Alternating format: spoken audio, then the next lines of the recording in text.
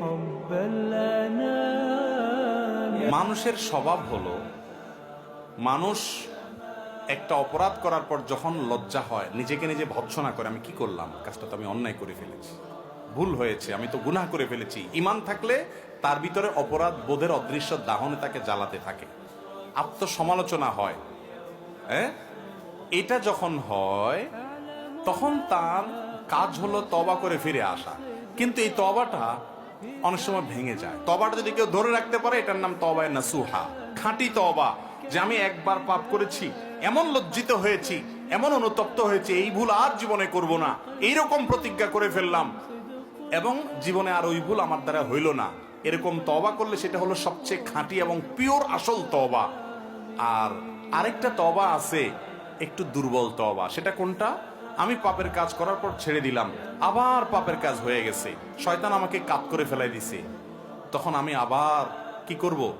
তওবা করব।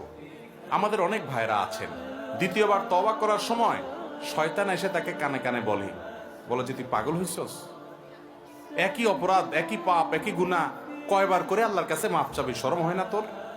শরম সৃষ্টি করে, এই শরমটা শয়তানে সৃষ্টি করে। এই শরমটা ইমানের অঙ্গ না, এটা কুফুরির অঙ্গ। সব শরম, সব লজ্জা ইমানের অঙ্গ না। যেই শরমে আপনাকে ভালো কাজ থেকে বাধা দেয়, সেই শরম ভালো না খারাপ? আপনার গোসল ফরজ হয়েছে, স্বপ্নদোষ হয়েছে, যুবক মানুষ গেছেন আত্মীয় স্বজনের বাড়িতে বেড়াইতে, এখন যদি তাদের কাছ থেকে লুঙ্গি চান, লুঙ্গি নিয়ে যান নাই, লুঙ্গি চান এবং যায় সবাই সামনে পুকুরে জুবজুবায়া গোসল করেন, বাথরুমে ঢুকে গোসল করেন, তাহলে শরমের কথা কি বলবে সবাই? হ্যাঁ, যে তার গোসল ফরজ হলো কেন, সবাই কি বলবে না বলবে, এই লজ্জার চোটে আপনি আর কিছু বললেন না, হেমনে ফজর পড়ে ফেলা দিলেন, বা নামাজ পড়লেনই না, বাড়িতে আসি পরে পড়লেন।